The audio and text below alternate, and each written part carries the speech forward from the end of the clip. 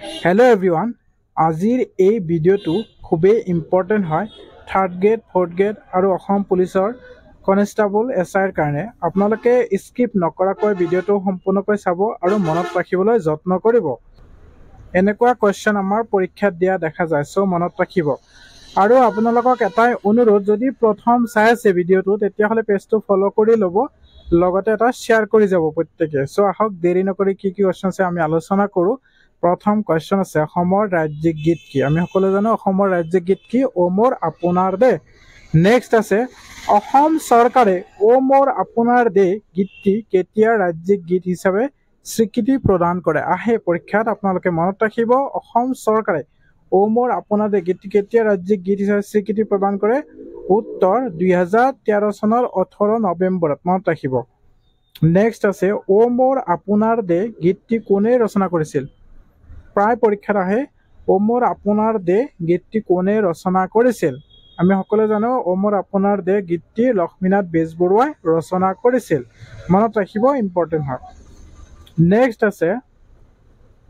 ও মোৰ আপোনাৰ দে গীতটিৰ আন এটা নাম কি আছিল এই কোৱেশ্চনটো আহিব পাৰে মনত ৰাখিব ও মোৰ আপোনাৰ দে গীতটিৰ আন এটা নাম কি আছিল বা কি নামেৰে জনাজাত আছিল উত্তৰ মোৰ দে নামেৰে জনাজাত আছিল মনত ৰাখিব মোৰ দে ও মোৰ আপোনাৰ দে গীতটিৰ আন এটা নাম মোৰ দে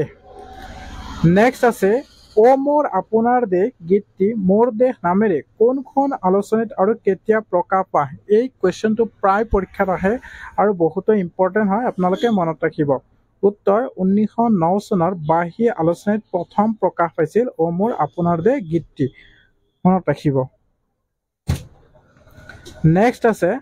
ও মোৰ আপোনাৰ দে গীতটি অসমৰ জাতীয় সংগীত ৰূপে কেতিয়া গ্ৰহণ কৰা হয় ও মোৰ আপোনাৰ দে গীতটি অসমৰ জাতীয় সংগীত ৰূপে কেতিয়া গ্ৰহণ কৰা হয় উত্তৰ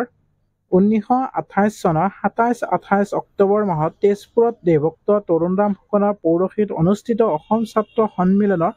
বাৰ্ষিক অধিৱেশনত গীতটি অসমৰ জাতীয় সংগীত হিচাপে গ্ৰহণ কৰা হৈছিল বা কৰা হয় মনত ৰাখিব কেতিয়াবা সুধিব পাৰে আপোনালোকে মনত ৰাখিব নেক্সট কোৱেশ্চন আছে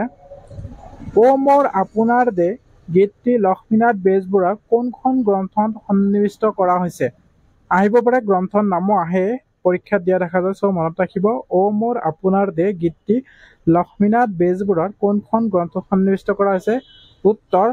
বেজবৰুৱাৰ কদমকলি 1930 নামৰ গ্ৰন্থত সন্নিৱিষ্ট কৰা হৈছে মনত ৰাখিব কদমকলি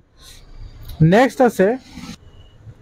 ও মোৰ আপোনাৰ দে গীতটিৰ বৈশিষ্ট্য কি আপোনালোকে এটা শ্বেয়াৰ কৰি যাব অনুগ্ৰহ কৰি সকলোৱে এটা শ্বেয়াৰ কৰি যাব উত্তৰ গীতটিৰ স্বকীয় বৈশিষ্ট্য গভীৰ জাতীয় প্ৰেম তথা স্বদেশ প্ৰেম আৰু জাতীয় পৰ্যায়ৰ সৰ্বজনৰ মনোগ্ৰাহী আৰু গুণসম্পন্নভাৱে ৰচনা কৰা হৈছে মনত ৰাখিব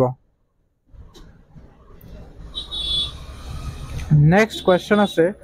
ও মোৰ আপোনাৰ দে গীতটি কি ভাষাত অনুবাদ কৰিছে ও মোৰ আপোনাৰ দে গীতটি কি ভাষাত অনুবাদ কৰা হৈছে বা অনুবাদ কৰিছে কি ভাষাত অনুবাদ কৰিছে উত্তৰ ইংৰাজী বাংলা বড়ো হিন্দী আদি 1.5 কোটিতকৈ অধিক ভাষাত অনুবাদ কৰা হৈছে ও মোৰ আপোনাৰ দে গীতটি সো ভিডিঅ'টো কেনেকুৱা লাগিল জনাব যদি ভাল লাগে নিশ্চয়